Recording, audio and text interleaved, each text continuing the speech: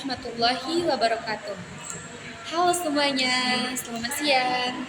Nah, baiklah sebelumnya saya akan memperkenalkan diri saya terlebih dahulu. Nama saya adalah Amelia Siti Barubunte. Saya dari D3 Kebidanan, kelas B. Alamat saya adalah di Aikenupan dan saya alumni dari SMA Muhammadiyah 9 Kuala Hulu. Nah, maksud dan tujuan saya membuat video ini adalah yang pertama, saya akan menjelaskan bagaimana pencegahan infeksi, dan yang kedua, bagaimana penanganan infeksi, dan yang ketiga, saya akan mencontohkan bagaimana mencuci tangan yang benar. Nah, di video selanjutnya saya akan menjelaskan dan mencontohkan cara mencuci tangan yang benar. Nah, baiklah, yang pertama saya akan menjelaskan bagaimana cara pencegahan infeksi. Tapi terlebih dahulu, kita harus tahu apa arti pencegahan infeksi itu. Nah, pencegahan infeksi adalah upaya untuk mengurangi risiko penularan penyakit menular, baik di fasilitas kesehatan, di rumah sakit, maupun dalam kehidupan sehari-hari. Nah, kita langsung masuk, bagaimana langkah-langkah pencegahan infeksi. Nah, yang pertama itu adalah kebersihan tangan. Kita harus mencuci tangan dengan sabun dan air mengalir selama minimal 20 detik lah. Nah, jika tidak ada sabun, gunakan hand sanitizer yang berbasis alkohol, kurang lebih itu 60%. Setelah itu, kita harus lakukan atau sesudah kontak dengan orang lain, sebelum makan, setelah dari toilet, atau setelah batuk atau bersin. Dan yang kedua itu, kita harus menggunakan alat pelindungan diri atau APD, seperti masker, sarung tangan, pelindungan mata, dan pakaian pelindungan sesuai kebutuhan. Ya, itu sangat penting loh, terutama di rumah sakit atau saat kontak dengan pasien infeksius.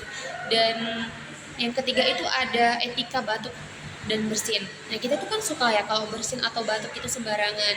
Nah, kita itu harus tutup mulut dan hidung dengan tisu atau bagian dalam saat batuk atau bersin. Segera tuh buang tisu ke tempat sampah yang tertutup, jangan dipegang-pegang. Setelah itu kita harus langsung mencuci tangan kita. Dan yang keempat itu adalah kebersihan lingkungan. Nah, kita itu harus rutin membersihkan dan mendesinfeksi permukaan yang sering disentuh, atau meja, gagang pintu, atau peralatan medis yang lainnya lah. Setelah itu, jaga ventilasi ruangan agar sirkulasi udara baik. Dan yang kelima itu vaksinasi. Nah, mendapatkan vaksin sesuai jadwal, misalnya itu vaksin hepatitis B, influenza, atau COVID-19, dan lain-lain lah, masih banyak lagi. Nah, vaksin itu sangat membantu mencegah infeksi tertentu atau mengurangi keparahannya loh. Dan yang keenam itu pencegahan di fasilitas kesehatan. Yang diterapkan itu prinsip standard precaution atau kewaspadaan standar untuk semua pasien. Gunakan transmission based precaution seperti airborne droplet ke kontak sesuai jenis infeksi. Pengelolaan limbah medis dengan benar. Setelah itu apalagi ya? Yang ketujuh tuh ada perilaku hidup bersih dan sehat atau PHBS. Nah, seperti makan makanan yang bergizi seimbang, terus minum air yang bersih, lalu olahraga yang teratur. Setelah itu istirahat yang cukup. Nah, masih banyak lagi lah.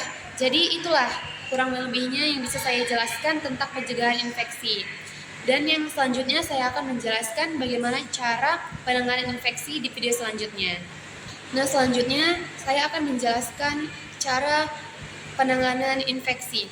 Tapi terlebih dahulu sebelumnya kita harus mengetahui apa sih itu penanganan infeksi. Nah, penanganan infeksi itu adalah serangkaian tindakan medis maupun perawatan yang dilakukan untuk mengatasi masuknya dan berkembangnya kuman atau bakteri, virus, jamur, atau parasit di dalam tubuh sehingga tidak menimbulkan kerusakan lebih lanjut.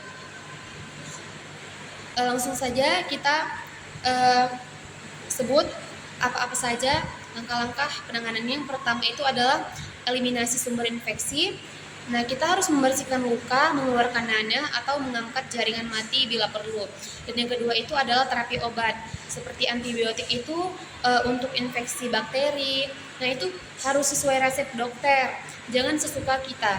Dan yang kedua itu ada antivirus, atau anti jamur, atau anti parasit. Nah, itu sesuai jenis kuman penyebabnya ya.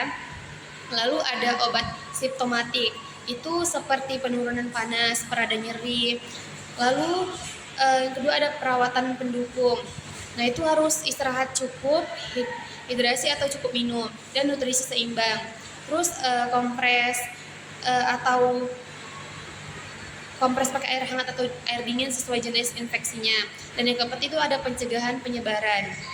Nah, kita harus menjaga kebersihan tangan dan lingkungan.